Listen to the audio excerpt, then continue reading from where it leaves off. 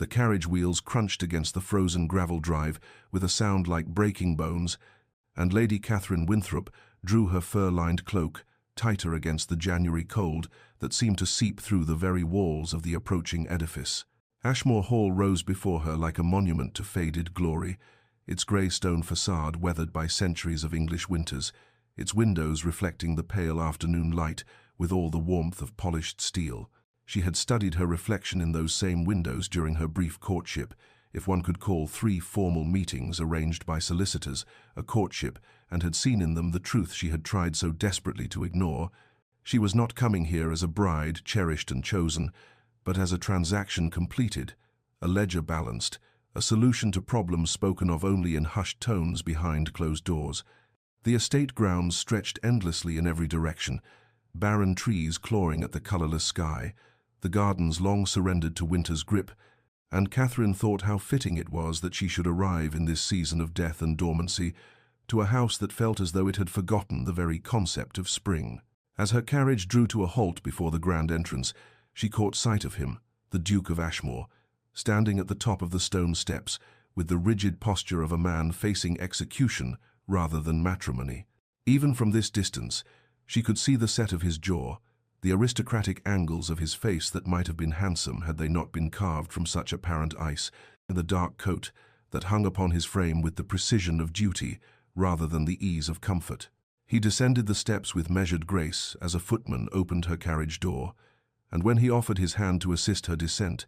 his touch was brief, impersonal, the gesture of a man performing an obligation he had paid dearly to assume, or rather, that she had paid dearly for him to assume.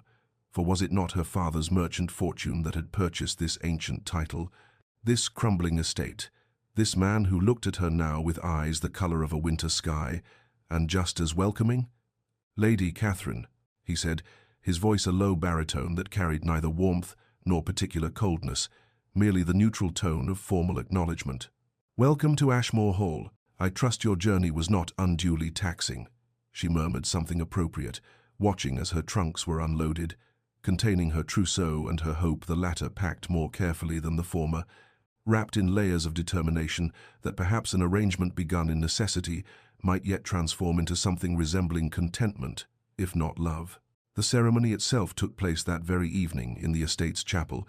a small stone building attached to the main house where generations of Ashmore dukes had been christened, married, and mourned. The vicar's words echoed against ancient walls, and Catherine repeated her vows while studying the man beside her, searching for some flicker of emotion in his profile, finding none. When he placed the ring upon her finger, a heavy circle of gold set with diamonds that felt more like a shackle than an adornment, his fingers were cold, and he did not meet her eyes. They were pronounced man and wife as sleet began to tick against the chapel windows, and the Duke, her husband, though the word felt strange and foreign in her mind, pressed a perfunctory kiss to her cheek with all the passion one might display when signing a business contract. As they walked back through the covered passage to the main house, Catherine felt the weight of her new title settling upon her shoulders alongside the weight of understanding. She had become the Duchess of Ashmore, and in exchange for her father's fortune restoring this estate's depleted coffers, she had gained everything a woman of her station could desire, except the one thing that mattered, a husband who had married her for anything other than her money. But before our lover's fate is revealed, subscribe so you never miss a chapter of romance and scandal. And tell us in the comments, where are you watching from? Now let's begin.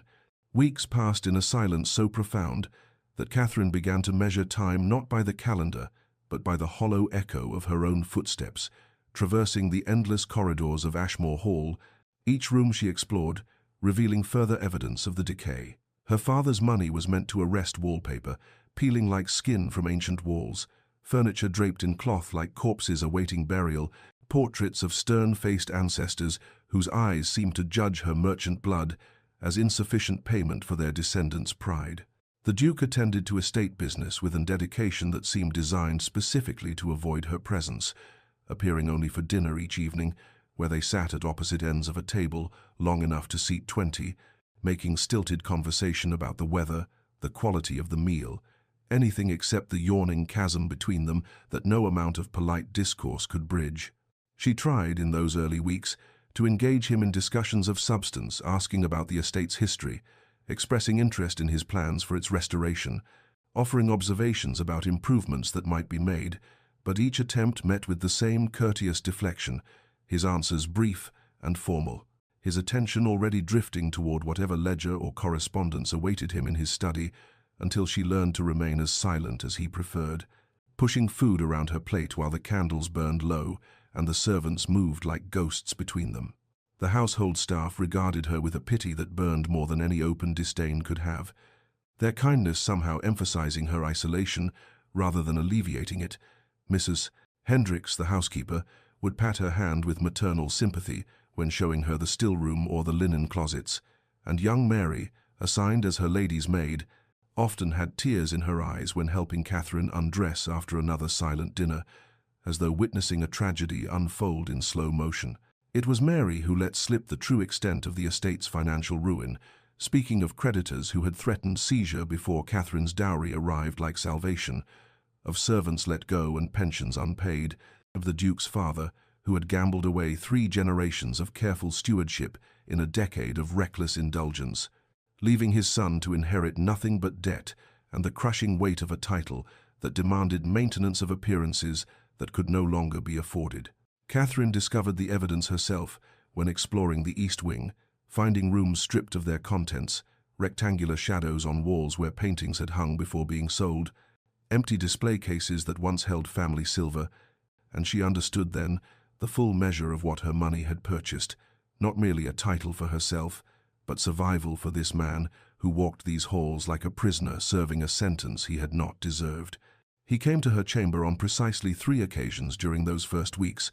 fulfilling the marital duty required to secure the heir that was, after all, the entire purpose of their arrangement. And each visit was conducted with the same painful courtesy that characterized their dinners: a brief knock, a murmured greeting, the necessary intimacy performed with as little actual intimacy as physically possible, and then his departure before the candle on her bedside table had burned down even an inch, leaving her alone in the darkness to wonder if this cold efficiency was to be the sum total of their marriage, if she would spend the rest of her life wandering these empty halls, her footsteps echoing back to her like questions that would never receive answers,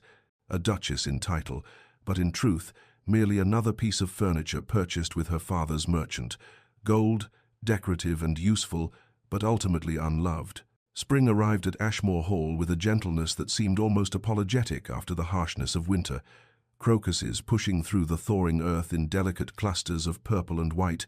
and Catherine discovered the change within herself, on a morning when pale sunlight streamed through her chamber windows, and the nausea that had plagued her for a week suddenly clarified into understanding that made her hands tremble as she pressed them against her still flat abdomen. She told no one at first, hugging the knowledge to herself like a precious secret, afraid that speaking it aloud might somehow make it less real, but the truth declared itself soon enough when the physician was summoned and confirmed what her body had already whispered.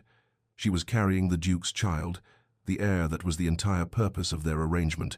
and she felt a cautious joy blooming in her chest like those crocuses outside, fragile but persistent, rooting itself in soil that had seemed too frozen to sustain any living thing. The Duke received the news in his study, Catherine standing before his desk like a supplicant before a magistrate, and she watched his face carefully as she spoke the words, searching for some flash of happiness or warmth, finding instead what she had learned to expect: satisfaction in the same expression he might wear upon learning that a difficult negotiation had concluded favorably or that the estate's accounts had balanced for the quarter. "That is excellent news," he said, rising from his chair with the formal courtesy that characterized all his interactions with her. And then, because apparently some acknowledgement of the personal nature of the announcement was required, he added, "You have my gratitude, Catherine, for fulfilling this duty so admirably." Duty, always duty, the word that governed every aspect of their existence together, and she nodded and murmured something appropriate, while that fragile joy in her chest curled inward protectively, and she understood that whatever happiness she found in motherhood would have to be sufficient unto itself, independent of any hope that this child might bridge the chasm between herself and the man who had sired it. She threw herself into preparations with a determination that bordered on desperation, claiming the nursery in the south wing as her province, and overseeing its complete transformation from the dusty abandonment in which she had found it, ordering new wallpaper printed with cheerful pastoral scenes, selecting furniture from catalogues that Mary brought from the village, spending hours embroidering tiny gowns with stitches so small and precise they seemed like prayers worked in thread. The household staff rallied around her preparations with an enthusiasm that felt like balm to her isolation. Mrs. Hendricks contributing family christening gowns from her own children's infancy, the groundskeeper bringing in a wooden cradle he had carved during the long winter evenings, and Catherine found herself crying over these kindnesses from servants who treated her with more genuine affection than her own husband had ever displayed. Yet there were moments, small, indefinable moments, that she hardly dared acknowledge even to herself, when she would look up from her embroidery or her consultations with the carpenter about shelving for the nursery and find the Duke standing in the doorway, his expression unreadable, watching her with an intensity that made her breath catch before he would notice her, notice and retreat behind that impenetrable wall of formal politeness, leaving her to wonder what thoughts moved behind those winter sky eyes, what judgments or observations, or perhaps even feelings he kept locked away where she could never reach them, and whether the child growing within her might somehow, impossibly, transform this arrangement of convenience into something that resembled the marriage she had once foolishly hoped to find. The Duke began appearing at Catherine's door with an frequency that would have seemed attentive had she not understood its true motivation. His inquiries about her health and comfort delivered in that same formal tone that characterized all their interactions, yet the very fact of his presence, twice daily now, sometimes more, represented such a departure from the studied avoidance of their first months together that Catherine found herself both grateful and guarded. Grateful because the loneliness of those early weeks had been crushing, and any human connection, even one rooted in concern for the heir rather than herself, provided relief from the isolation, yet guarded because she had learned through painful experience not to mistake duty for genuine feeling, not to read warmth into courtesy or care into obligation. He would inquire whether she had rested well, whether the physician had been satisfied with her progress, whether she required anything for her comfort, and she would answer with matching formality that yes, she had slept adequately. Yes, the physician expressed satisfaction. No, she required nothing beyond what had already been provided, and then they would stand in awkward silence until he bowed slightly and took his leave. The entire exchange, conducted with the stilted precision of a diplomatic negotiation, yet even in these brief encounters, Catherine began to notice small details that troubled the careful boundaries she had drawn around her heart, the way his eyes would linger on her face as though searching for some sign of distress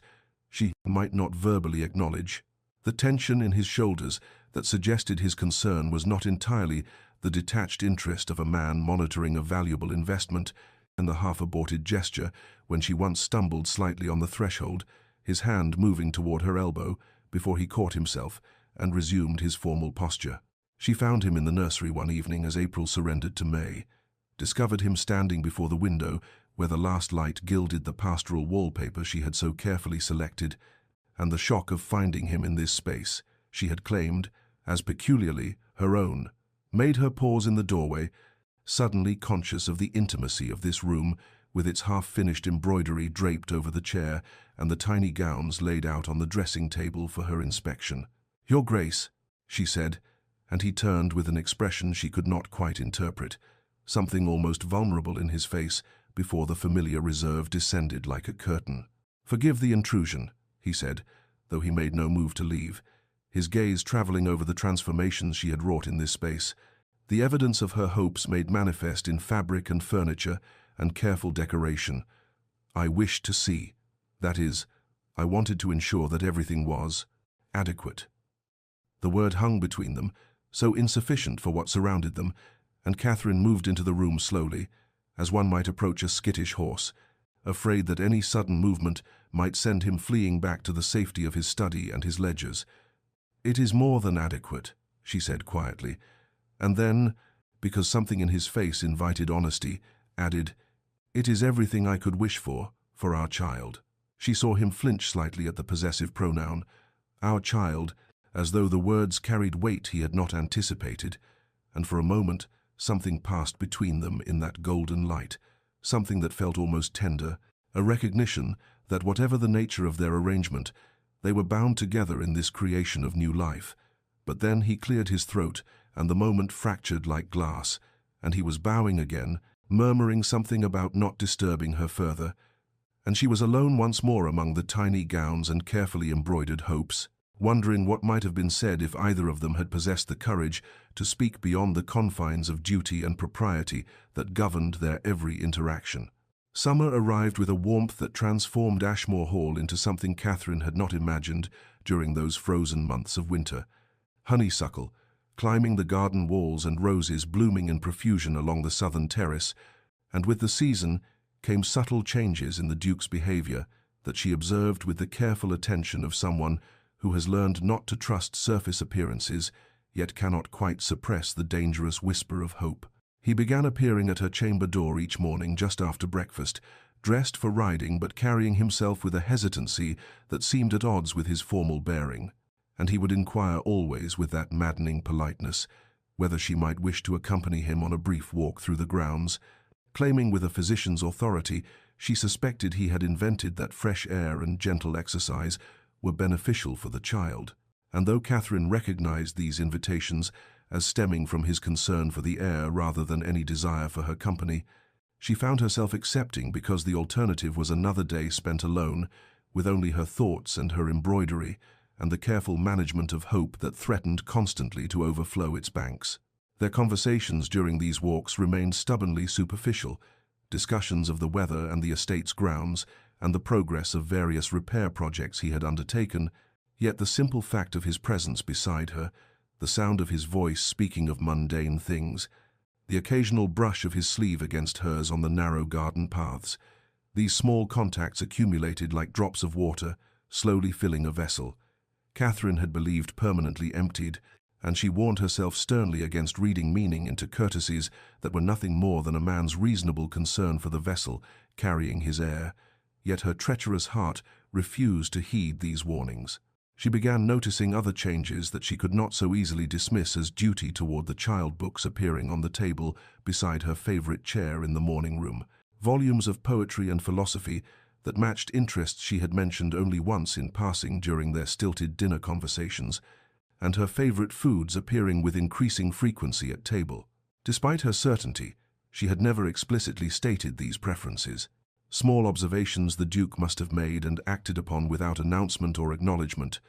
gestures so subtle she might have imagined them were it not for their accumulation. The household staff had surely noticed these shifts as well, Mrs. Hendricks permitting herself a small smile when Catherine mentioned the books, Mary humming cheerfully as she arranged Catherine's hair, and Catherine wanted to warn them all against hope, to explain that kindness was not love and attention was not affection, yet she could not quite form the words because some part of her, the part she tried desperately to suppress, and wondered whether perhaps these gestures meant something more than duty demanded. The thunderstorm arrived on an evening in late June, rolling across the countryside with a violence that seemed personal, wind lashing rain against the windows, and thunder shaking the ancient stones of Ashmore Hall, and Catherine had retired early, with a book she could not concentrate on, startling when her chamber door opened without warning to reveal the Duke standing in the doorway, his hair dishevelled and his usually immaculate cravat loosened, and for a moment he simply stood there, breathing heavily as though he had run up the stairs, before he seemed to collect himself and said, with an attempt at his usual formality that was betrayed by the tremor in his voice, "I wish to ensure that the storm had not distressed you, that you and the child were well," and Catherine saw in his face something raw and unguarded, fear that seemed disproportionate to the situation, concern that could not be entirely explained by worry for his heir, and she said softly, "We are well, Your Grace, truly," and for a moment that stretched between them like silk pulled taut, he remained there, his eyes holding hers with an intensity that made her breath catch, before he bowed slightly and retreated, leaving her alone with the storm and the dangerous, impossible hope that perhaps his concern was not entirely for the child after all. The man Catherine glimpsed in unguarded moments bore so little resemblance to the cold stranger she had married that she began to wonder whether she had ever truly seen him at all. whether the Duke's careful formality was not his nature, but rather armor. Donned so long ago he had forgotten what it protected, and this understanding came not through any single revelation, but through the slow accumulation of small moments that summer brought, like offerings laid at her feet, each one a piece of a puzzle she had not known she was assembling. She witnessed a smile one afternoon in the library when he thought himself unobserved, a genuine expression of pleasure as he ran his fingers along the spines of newly acquired books, the volumes she recognized as having been sold months earlier to meet some pressing debt, and the joy on his face at their return was so unguarded, so utterly different from his usual reserve, that Catherine felt as though she was seeing something forbidden, a private moment of happiness that illuminated how rarely such moments came to him. His hand steadying her on the stairs became familiar through July as her balance shifted with the child's growth, and where another man might have offered such assistance with casual courtesy, the Duke's touch carried a gentleness that seemed to contradict his careful distance in all other matters, his fingers warm through the fabric of her sleeve, his other hand hovering near her back, as though he could not quite trust that she was steady, could not quite bear to withdraw his support, even after the danger of stumbling had passed. And Catherine found herself inventing reasons to use those particular stares, drawn to these brief moments of contact, like a starving woman to sustenance. The servant spoke of him with a reverence that puzzled her, until Mrs. Hendricks, emboldened perhaps by Catherine's obvious loneliness, began to share fragments of history during their morning consultations about household matters and stories of how the previous Duke had been a man of magnificent appetites and catastrophic judgment, who had gambled away 3 generations of careful stewardship in less than a decade, and how the current Duke had been barely 20 when he inherited a title synonymous with disgrace and debts that would have broken most men, and how he had spent the next 8 years sacrificing everything, his pride and his youth, even his prospects for a marriage based on affection, to restore what his father had destroyed, selling off treasures piece by piece, dismissing staff he had known since childhood, living with austerity that bordered on deprivation, while he slowly, painfully, rebuilt the estate's reputation and resources. These revelations cast his marriage to her in a different light, transforming what Catherine had understood as mercenary pragmatism into something more complex, the final sacrifice in a long series of surrenders, and she began to wonder whether his distance stemmed not from indifference but from shame, whether he held himself apart not because he did not care, but because he believed himself unworthy of being cared for, a man who had sold himself to save his family's legacy, and could not forgive himself for the transaction, even as he honored its terms with scrupulous attention to her comfort and welfare. Catherine's heart, which she had guarded so carefully against the pain of loving someone who married her for money rather than feeling, began its dangerous work, despite all her efforts to prevent it, hope taking root in the small kindnesses and unguarded moments, and she found herself caught between the wisdom of self-protection and the terrible, compelling possibility that perhaps the Duke's coldness was not rejection,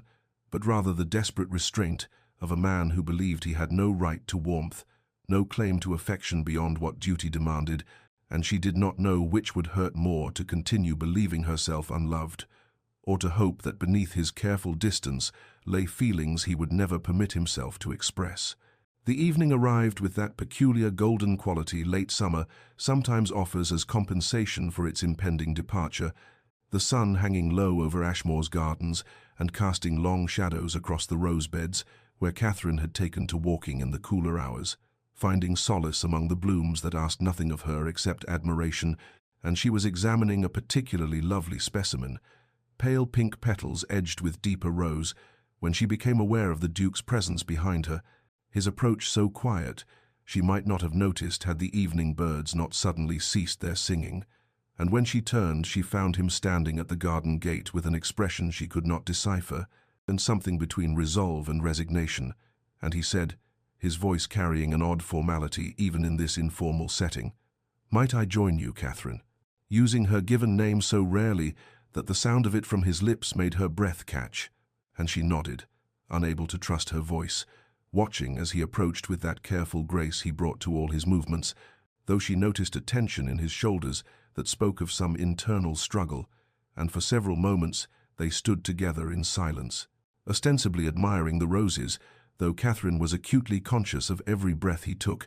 every small shift of his weight, the way his hands clasped behind his back as though he did not trust them otherwise, until she found herself speaking words she had not planned to say, had not even known she was thinking until they emerged. "You are unhappy, Your Grace. I have seen it in your face when you believe yourself unobserved, and I wonder whether it is the arrangement between us that causes you such evident distress, whether my presence here is a daily reminder of all you were forced to sacrifice." And the moment the words left her lips, she wished them back, terrified of what his answer might reveal,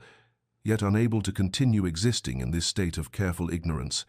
And she watched something crack in his carefully maintained composure, his hands falling to his sides and his eyes closing briefly as though gathering strength, and when he spoke his voice was raw with an honesty that seemed to pain him.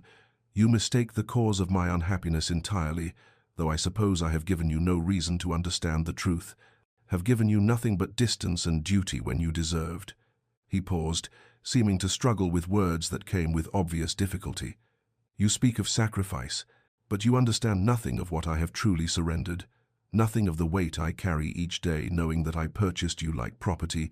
that I took a woman of grace and kindness and intelligence and reduced her to a transaction, that I married you for your father's fortune and in doing so forfeited any right to anything beyond what our arrangement stipulated." And Catherine stood frozen, hearing in his words not the confession she had expected, but something far more complex. Layers of shame and self-recrimination that cast his months of distance in an entirely new light. And she said softly, carefully, "You speak of forfeited rights, but I do not understand what you believe you have surrendered beyond what any arranged marriage entails." And he laughed then, a sound utterly without humor, bitter and self-mocking, and said, "I have surrendered the right to hope that you might ever see me as anything other than the man who needed your money badly enough to marry you for it. The right to imagine that your kindness toward me stems from anything but duty or perhaps pity. The right to," and here his voice dropped so low she had to lean closer to hear, "the right to love you as I have come to do, hopelessly and completely, and with full knowledge that I can never deserve such love returned." And the words hung between them in the golden light, impossible and transformative, and Catherine felt the world tilt and resettle, everything she had understood about their marriage revealing itself as incomplete, and she saw in his face the vulnerability of absolute exposure, the terror of having revealed what he had clearly never intended to confess.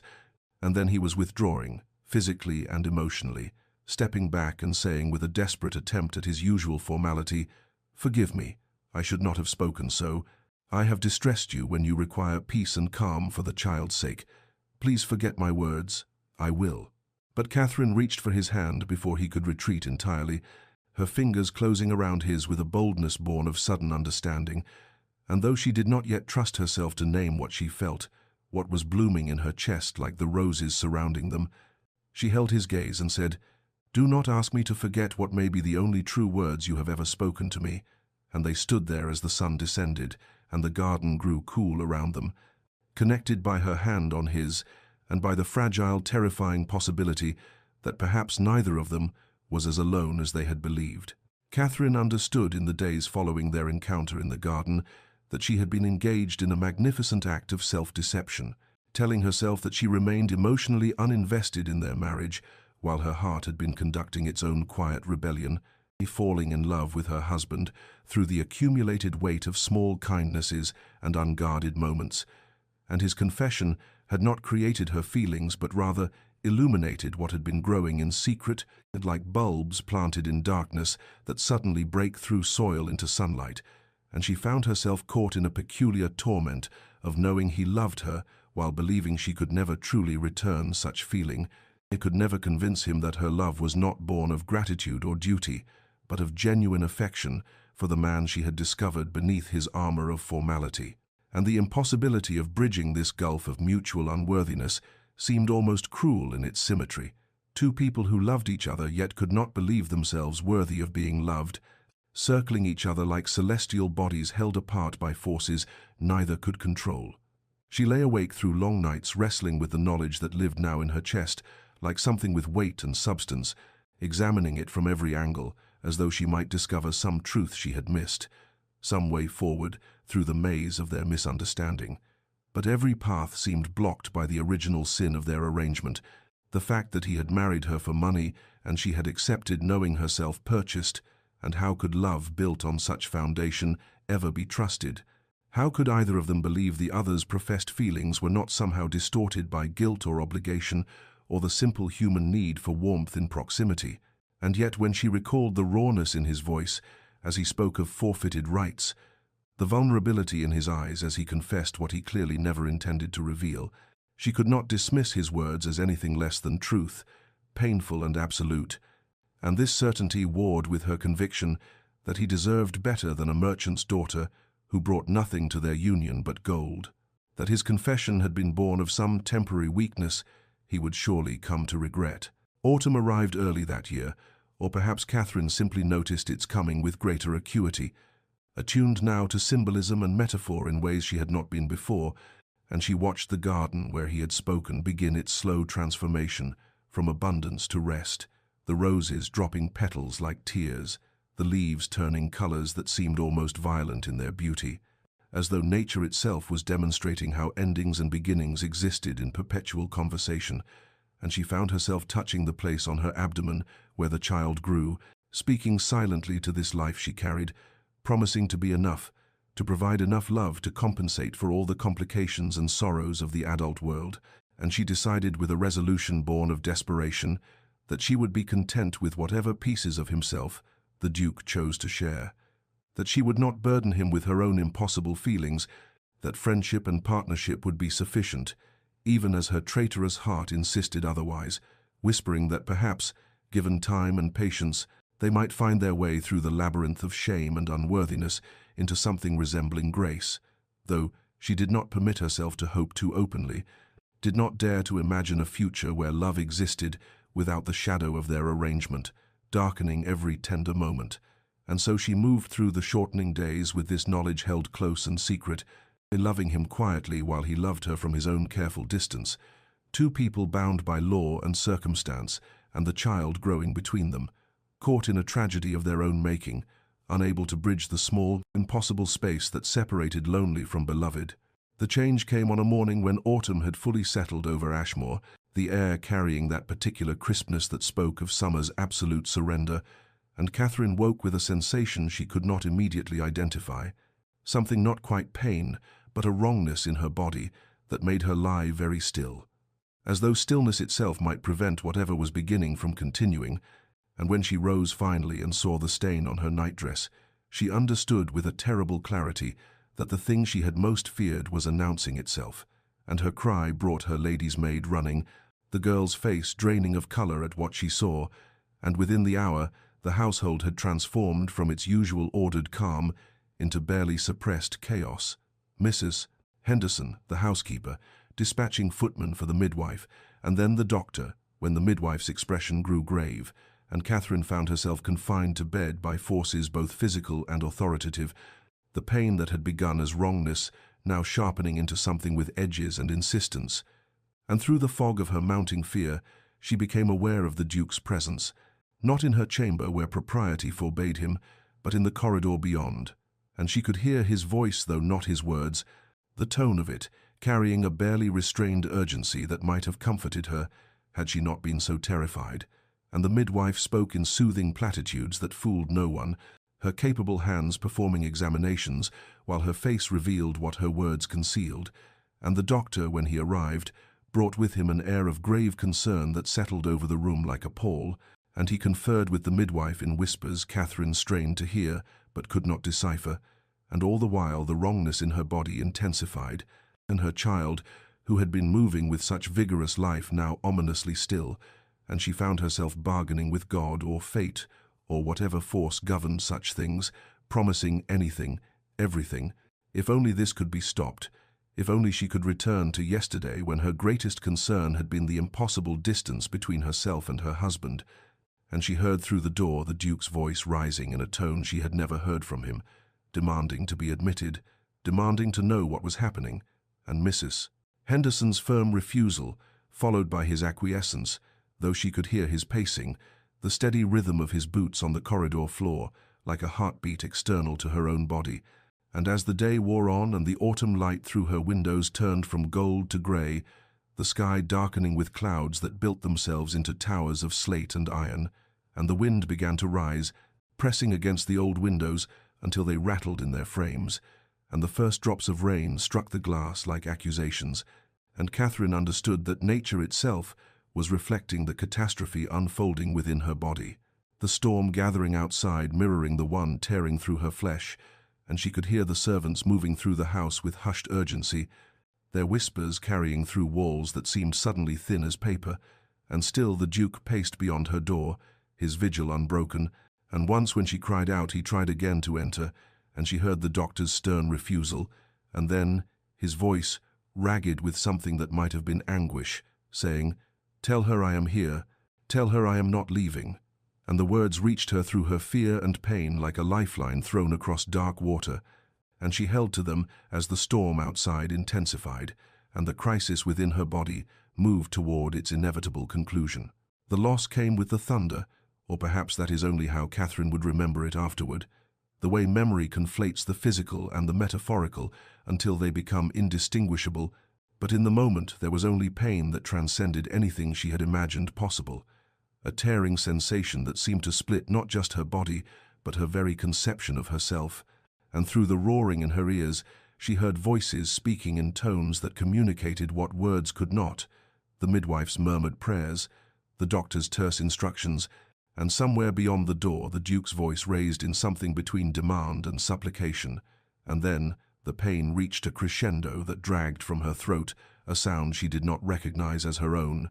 and in the awful quiet that followed, she knew with certainty that transcended explanation that the life she had carried was no longer viable, that the child she had loved and feared for and built her hopes upon had slipped beyond the veil that separates being from unbeing, and the doctor's pronouncement when it came was merely confirmation of what her body had already told her. The formal words, "I am deeply sorry, Your Grace," and the child could not be saved, falling into the room like stones into still water, and Catherine heard herself making a sound that was neither word nor scream, but something more primitive, the keen of grief that lives in the oldest parts of human consciousness. And through the haze of her anguish, she was dimly aware of commotion beyond her chamber door,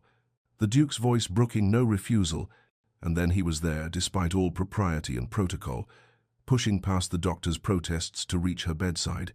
and she saw his face stripped of every careful mask he had ever worn, saw the devastation written there in lines and shadows, and she tried to form words, to apologize, to beg forgiveness for failing in the one purpose that had justified her presence in his life. But what emerged was only, "I'm sorry, I'm so sorry, I could not," and her voice broke on the impossibility of articulating the magnitude of her failure, and the Duke stood frozen beside her bed, as though turned to stone, his eyes moving between her face and the midwife who was attending to the terrible aftermath of loss, and Catherine saw him register the reality of what had occurred, saw something in him crack and splinter, and when he finally moved it was to sink into the chair beside her bed with a heaviness that suggested his legs would no longer support him, and the room emptied slowly as the doctor and midwife completed their necessary ministrations, their voices gentle with sympathy that felt like sandpaper against Catherine's exposed nerves, and then she and the Duke were alone with their grief and the ghost of what might have been. And Catherine turned her face toward the window where the storm raged with undiminished fury, lightning, illuminating the room in stark flashes that rendered everything in absolute contrasts of light and shadow. And she thought of the nursery they had prepared together, the small clothes folded in drawers, the cradle that would remain forever empty. And fresh tears came, though she had believed herself incapable of producing more, and she whispered again into the darkness, punctuated by thunder, "Forgive me.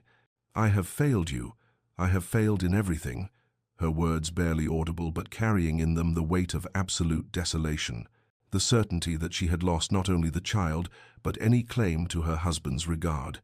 And the Duke sat motionless beside her, his silence more terrible than any recrimination could have been. Catherine woke in the grey light of dawn to find the Duke still in the chair beside her bed, his evening clothes rumpled, his cravat loosened, his face bearing the marks of a sleepless night,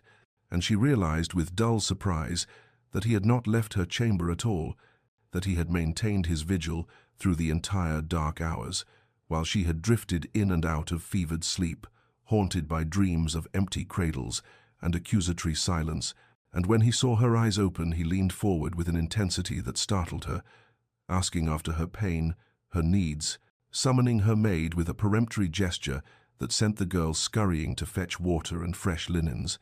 And through the days that followed, as her body began its slow physical recovery, while her spirit remained shattered, the Duke did not leave except when propriety absolutely demanded it, and even then he stationed himself in the adjacent sitting room where she could hear him pacing, a caged restlessness that spoke of torments she could not fathom, and when she tried to apologize again, the words tumbling from her in broken fragments about her failure and unworthiness, he cut her off with a sharpness that was almost violence, saying, "You will not speak so, I forbid it," his voice raw with something she could not identify, and she retreated into confused silence, unable to reconcile his presence with what she had expected, which was abandonment, or at best, the cold fulfillment of duty. And as the second day became the third and then the fourth, his devoted attendance continued unabated, and she found herself watching him with bewildered incomprehension, this man who read to her from books he somehow knew she loved, who held the cup while she drank because her hands trembled too badly to manage it herself, who dismissed the servants so he might tend to her comfort with his own hands, in gestures that defied every convention of rank and propriety,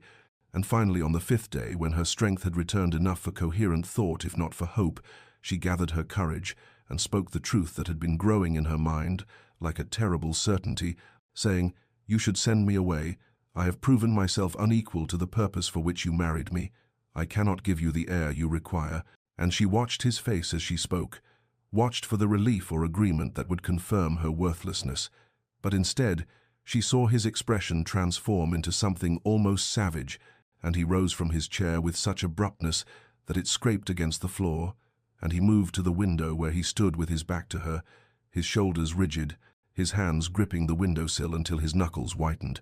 And when he finally spoke, his voice was so thick with emotion that she barely recognized it as his, and he said, "You believe that is what I want. You believe that is what matters to me." And he turned to face her then, and she saw in his eyes something she had never seen before, a nakedness of feeling that stripped away every careful defense, and he said with a fierceness that seemed torn from somewhere deep within him,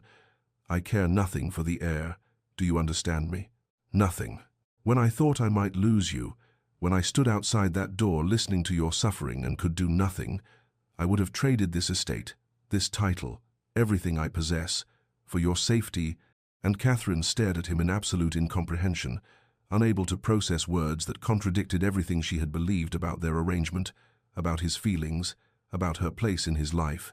And she whispered, "I do not understand," and saw something like anguish cross his features as he moved back to her bedside and sank into the chair, as though his legs would no longer support him. And he said more quietly, but with no less intensity, "No, I see that you do not, and perhaps that is my failure, that I have hidden myself so well you cannot see what has become so devastatingly clear to me." Catherine lay against her pillows, watching him with eyes that still held the glazed quality of grief and exhaustion, and she said with the terrible honesty that comes when one has lost everything and therefore has nothing left to protect,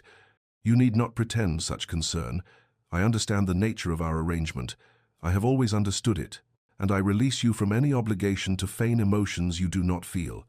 And she saw him flinch, as though she had struck him,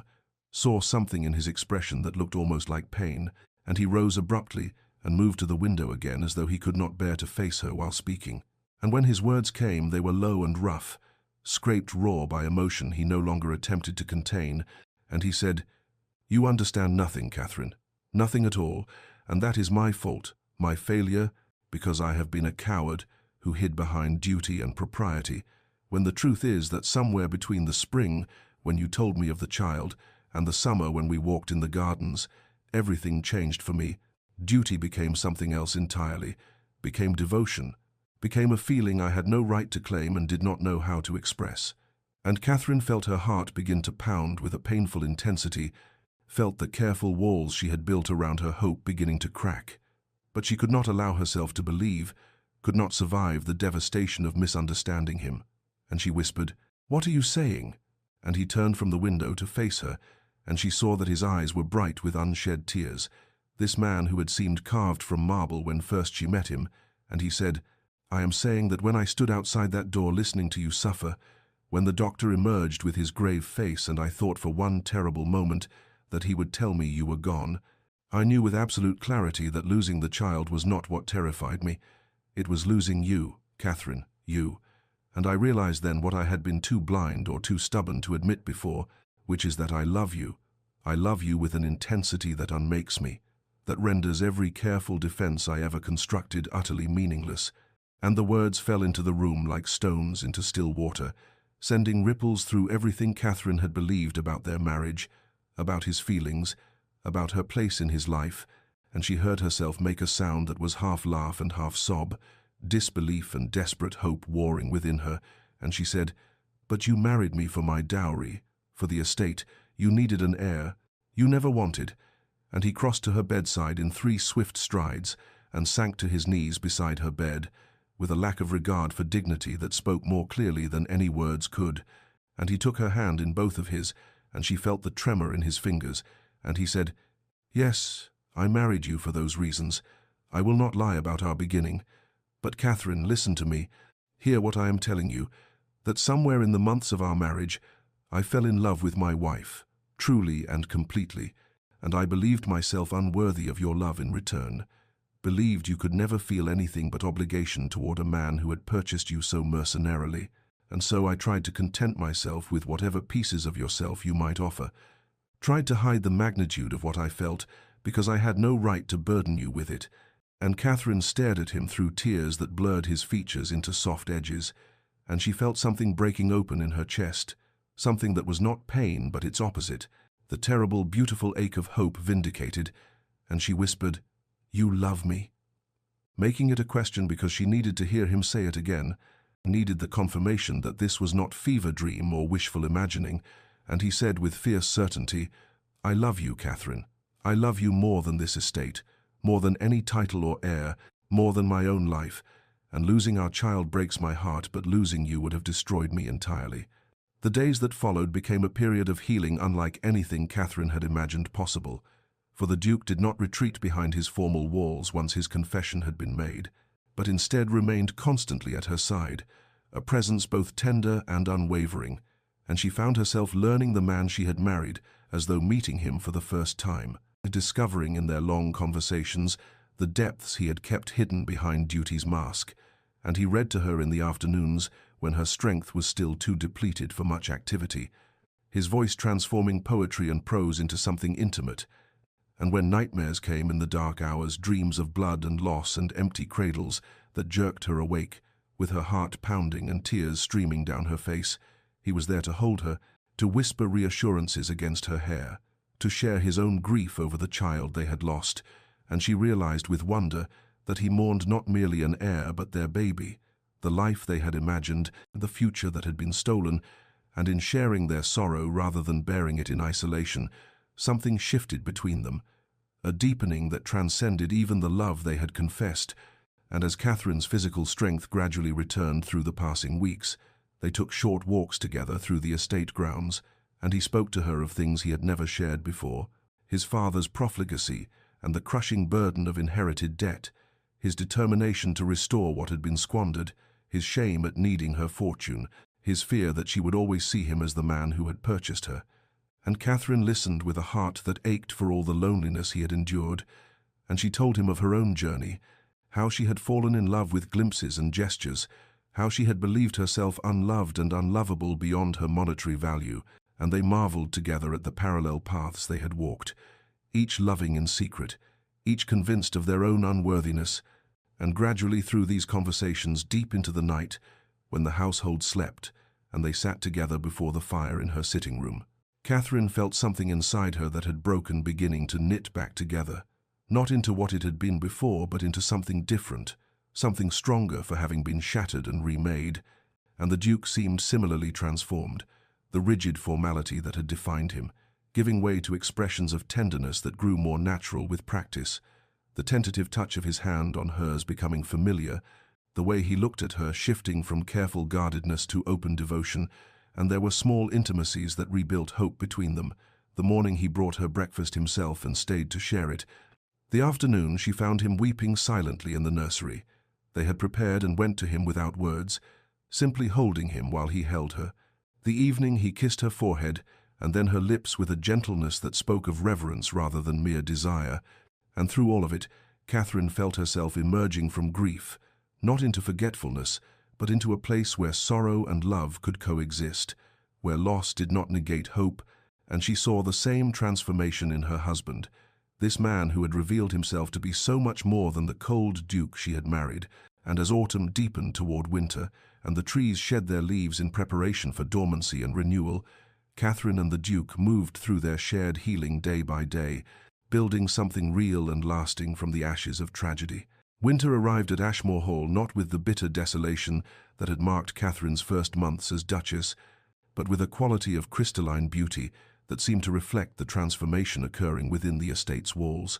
For as snow blanketed the grounds and ice traced delicate patterns on the windows, the relationship between Catherine and her husband underwent its own metamorphosis, the rigid formality that had once defined every interaction between them dissolving like frost in morning sun, replaced by something genuine and sustaining, a partnership built not on duty but on mutual devotion, tested by fire and proven true. And one morning in early December, the Duke appeared at Catherine's sitting room with an armful of leather-bound ledgers, setting them on the table before her with an expression that mingled nervousness and determination. And when she looked at him questioningly, he said, "These are the estate accounts, all of them, every debt and asset and calculation, and I want you to see them, to understand fully what we face, because you are not merely my wife, but my partner, Catherine, and I will hide nothing from you anymore." And she felt tears prick her eyes at this gesture of trust, at being invited into the masculine sphere of finance and estate management that wives were typically shielded from. And together they spent long afternoons going through the figures, and the Duke explaining his strategies for restoration, while Catherine, whose merchant father had educated her in matters of business, despite society's disapproval, offered insights that sometimes surprised him and always delighted him. And gradually through these sessions Catherine came to understand not only the magnitude of what her dowry had saved, but also the intelligence and dedication with which her husband had worked to rebuild what his father had destroyed. And she felt a fierce pride in him, this man who had carried such burdens alone for so long. And there were other changes too, small moments that accumulated into a larger pattern of transformation. Like the evening she heard laughter echo through the great hall, and realized with shock that it was her own voice mingling with his, that somehow joy had found its way back into rooms that had known only silence and sorrow, and their dinners became occasions for genuine conversation rather than dutiful ritual. The Duke telling her stories from his childhood that revealed the boy he had been before responsibility had hardened him, Catherine sharing memories of her own youth and dreams she had harbored before accepting that she would be married for advantage rather than affection. And sometimes after dinner they would sit together in the library, she with her embroidery and he with his correspondence, and the silence between them was no longer awkward but companionable, the quiet of two people completely at ease in each other's presence. And at night, when he came to her chamber, it was not from obligation but from desire, a tenderness between them now that transformed physical intimacy into something sacred, an expression of the love they had finally acknowledged. And Catherine marveled at how grief, which might have destroyed them, had instead become the forge in which their marriage had been transformed from transaction into truth, from arrangement into devotion. And as winter deepened and the year drew toward its close, she understood with profound gratitude that she and her husband were not merely surviving their loss, but discovering in its aftermath a depth of connection she had never imagined possible. Spring returned to Ashmore Hall with a gentleness that seemed purposeful, as though nature itself understood that this season carried particular significance for those dwelling within the estate's walls. And Catherine woke one morning in late March to find her husband already awake beside her, watching her with an expression of such tender devotion that her breath caught, and when she asked what he was thinking, he said simply, "That I am grateful for every morning I wake to find you here." And she understood that he too felt the symbolic weight of spring's arrival, this season that had once brought hope in the form of new life only to end in devastation. and yet now they faced it together, transformed by all they had endured and overcome, and as the days lengthened and warmth returned to the land, Catherine and the Duke spent long hours in conversation about their future, discussions that would have been unthinkable in the early months of their marriage, when duty had defined every interaction. And one afternoon, as they walked through the estate gardens, where crocuses pushed through the last remnants of snow, the Duke stopped suddenly and turned to face her with unusual solemnity, and he said, "Catherine, I need you to understand something with absolute certainty. You are enough. You have always been enough. And whether we are ever blessed with children or not, my love for you is not contingent upon heirs or duty or any purpose beyond the simple fact that you are you." And she felt tears spring to her eyes at this declaration, at the freedom it offered from the weight of expectation she had carried since accepting his proposal, and she replied that she loved him not for his title or his estate, but for the man he had revealed himself to be, and the person behind the formal mask he had worn for so long. And they stood there among the spring flowers, holding each other while the world renewed itself around them. And in that moment, Catherine felt something shift inside her, a final releasing of the fear and shame that had lingered since the loss of their child, and she understood that they had built something real and lasting from the ashes of tragedy, that their marriage had been transformed from transaction into truth, from arrangement into the deepest devotion. And later that week the Duke suggested they plant something in the garden as a memorial to what they had lost, and together they chose forget-me-nots for their delicate beauty and symbolic meaning. And on a mild afternoon, with clouds drifting across a pale blue sky, they knelt together in the earth, their hands working side by side to create a small garden in a quiet corner near the old oak tree. And as they worked, the Duke spoke of grief and memory, of honoring loss without being defined by it, of carrying sorrow alongside joy rather than allowing it to eclipse all light. And Catherine added her own reflections about how tragedy had unexpectedly become the catalyst for their transformation, how the worst moment of her life had paradoxically led to the deepest connection she had ever known. And when the forget-me-nots were planted, they sat together in the grass, despite the impropriety of a duke and duchess sitting on the ground like common folk, and they made promises to each other about the life they would build, a future focused not on duty or heirs or the expectations of society, but on their love and partnership, on creating a home filled with warmth and honesty, and the kind of devotion that survives even the darkest seasons. And as spring settled over Ashmore Hall, bringing with it the eternal promise of renewal, Catherine understood with profound gratitude that she and her husband had been given a precious gift, the opportunity to begin again, not as strangers bound by arrangement, but as partners united by love, tested in fire, and proven unbreakable. Early summer arrived with a profusion of roses and honeysuckle that perfumed the air at Ashmore Hall, and Catherine woke one morning in late June to a sensation both familiar and terrifying, a delicate queasiness that sent her heart racing with recognition, and for several days she said nothing to anyone, observing her body with a mixture of hope so fragile, it hurt, and fear so profound, it threatened to overwhelm her. And she found herself bargaining with fate, promising that if this were true, she would not take a single moment for granted, that she would be grateful rather than anxious, though she knew, even as she made these internal promises, that terror and joy would be inseparable companions through whatever lay ahead. And finally, when she could no longer deny the signs, she sought out her husband in his study, finding him bent over correspondence with the afternoon light streaming through the windows. And when he looked up and saw her expression, he set down his pen immediately, rising to meet her with concern, already shadowing his features, and she said simply, "I believe I am with child again," and watched as comprehension flooded his face, followed not by the satisfaction she had seen the first time, but by something closer to fear, a tightening around his eyes that told her he too remembered what had been lost. And he crossed to her in 3 strides and took her hands in his. And his first words were not about heirs or duty, but a question delivered with almost desperate intensity. "How do you feel? Are you well? Has the doctor been summoned?" And she felt tears spring to her eyes at his concern, at the way his first thought was for her rather than the child she carried. And she assured him she was well, that it was early yet, that she had wanted to tell him before involving physicians or making preparations. And he pulled her into his arms with a tenderness that still had the power to surprise her, despite all they had shared, and against her hair he whispered, Catherine, you must understand if we are forced to choose. If there is any danger to you, there is no choice at all. You are what matters, not an heir, not a dynasty, you.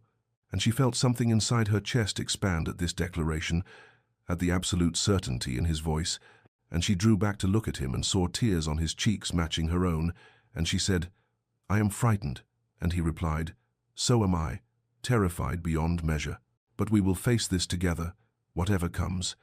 And I need you to promise me that you will not suffer in silence, or hide your fears or pretend strength you do not feel, because we are partners now, Catherine, in truth and not merely in name." And she promised, and in the days that followed his devotion manifested in countless protective gestures that might have felt suffocating if they had not been so clearly rooted in love rather than possession, the way he insisted she rest more than was probably necessary, how he appeared at odd hours simply to assure himself of her well-being, his habit of reaching for her hand whenever they were together as though he needed the physical confirmation of her presence, and Catherine found herself determined that this time would be different, that they would not let fear steal the joy of these months, that they would face whatever came with honesty and courage rather than the dutiful silence that had characterized her first pregnancy. And so when terror woke her at night, she told him rather than hiding it. And when he confessed his own fears, she held him and reminded him that they were stronger together than apart, and gradually through this mutual vulnerability and honest sharing of both hope and fear, Catherine began to believe that perhaps this time, wrapped in love rather than duty, surrounded by devotion rather than isolation, they might find their way through to the happiness that had once seemed impossible, and early summer deepened into full bloom around them, while within her another life began its precarious journey toward existence. The months that followed unfolded with a quality entirely different from Catherine's first pregnancy, and where before she had navigated the experience in dutiful isolation, now she moved through each day wrapped in her husband's unwavering devotion, and the Duke's presence became a constant reassurance in the way he would appear in whatever room she occupied, as though drawn by invisible threads, how his hand would find hers during their evening walks through the gardens, and the tender concern in his voice when he asked about her well-being that clearly sought honest answers rather than polite reassurances. And Catherine found strength she had not known she possessed in this partnership,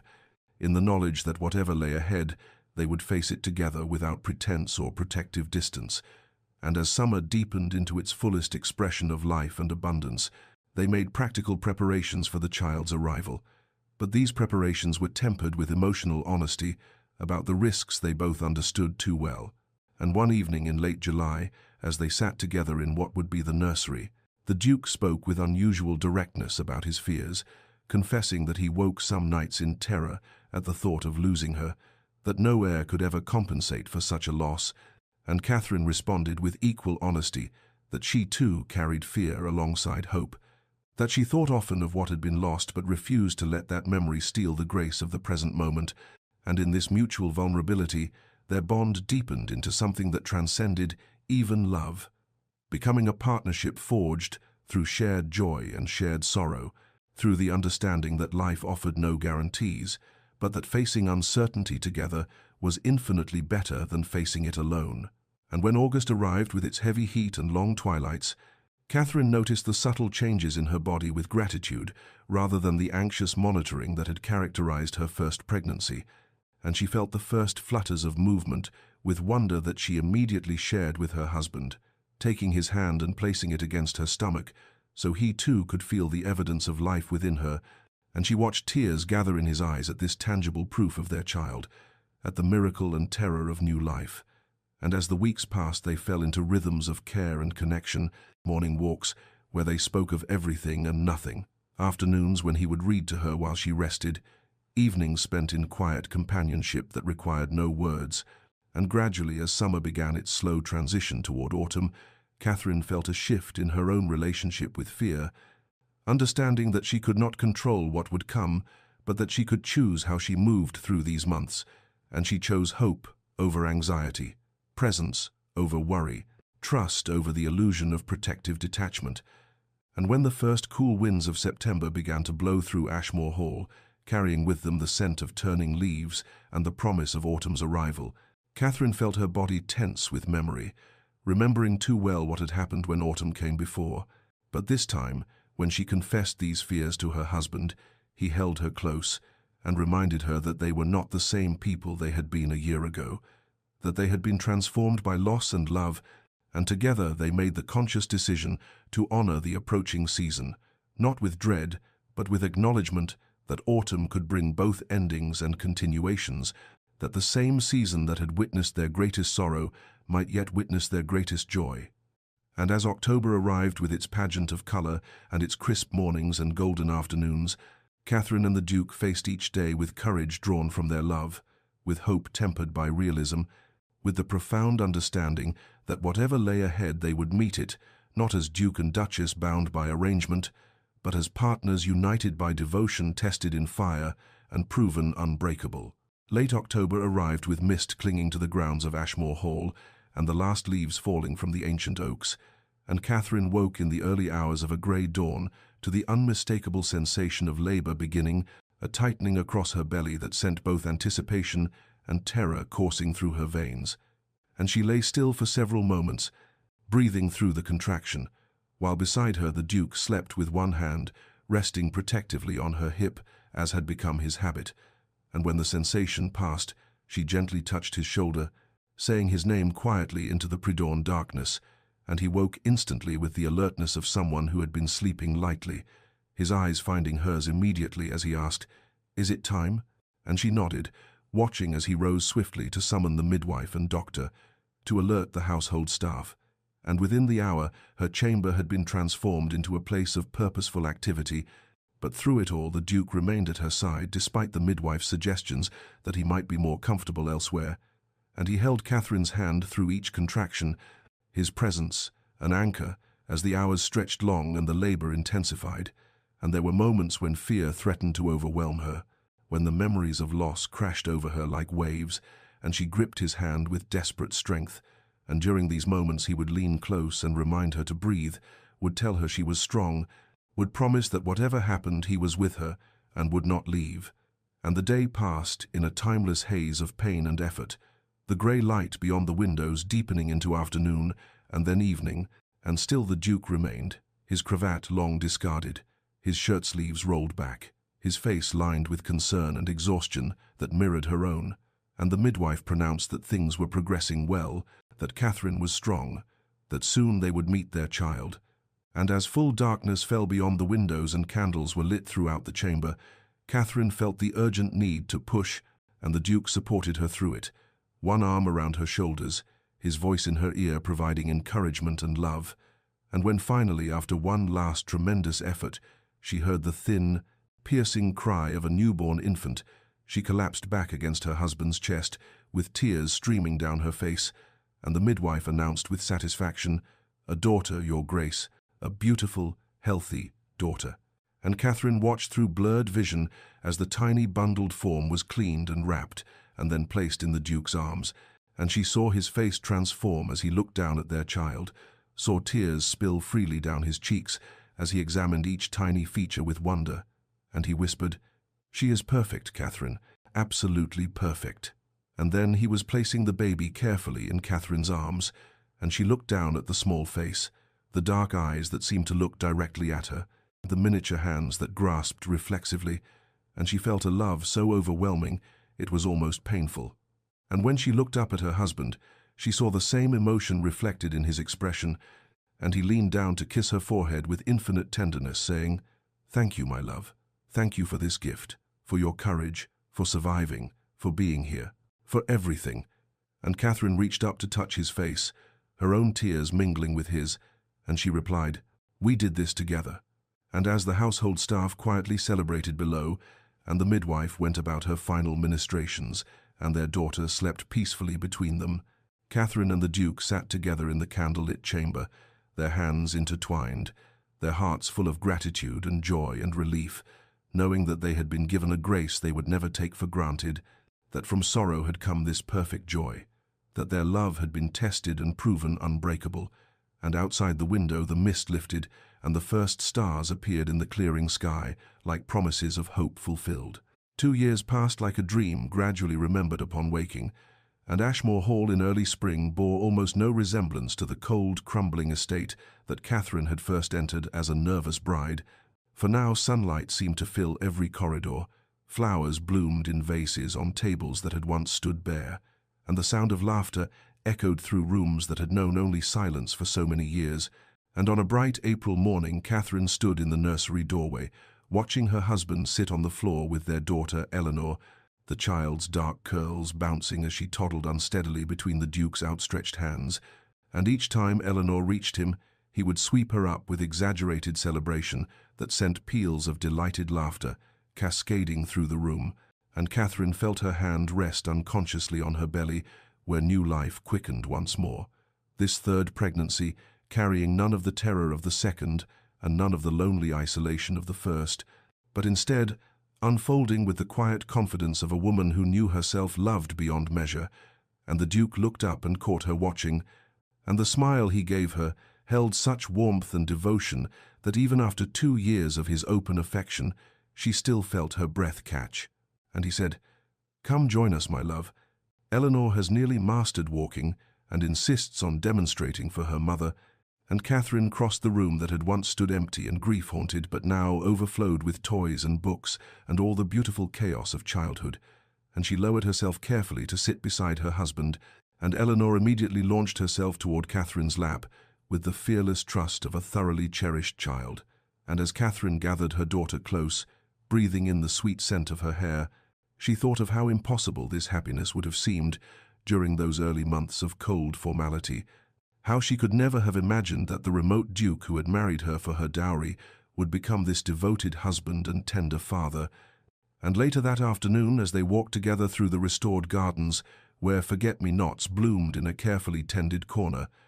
Eleanor held between them, with each parent holding one small hand. Catherine reflected on the journey that had brought them to this moment, the sorrow that had broken them open and allowed love to take root in places that duty alone could never have reached.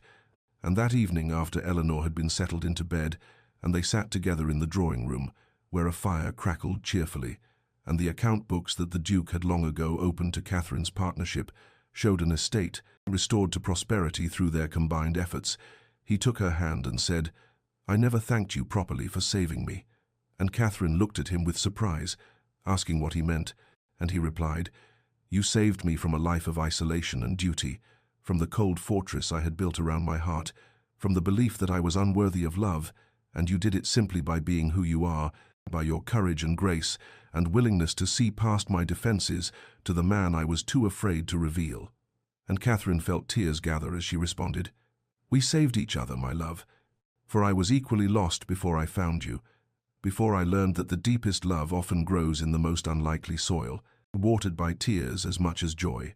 And as night deepened around Ashmore Hall and their daughter slept peacefully in her nursery, a new life stirred beneath Catherine's heart. They sat together in perfect contentment, two people who had begun as strangers in a mercenary arrangement and had become partners in the truest sense,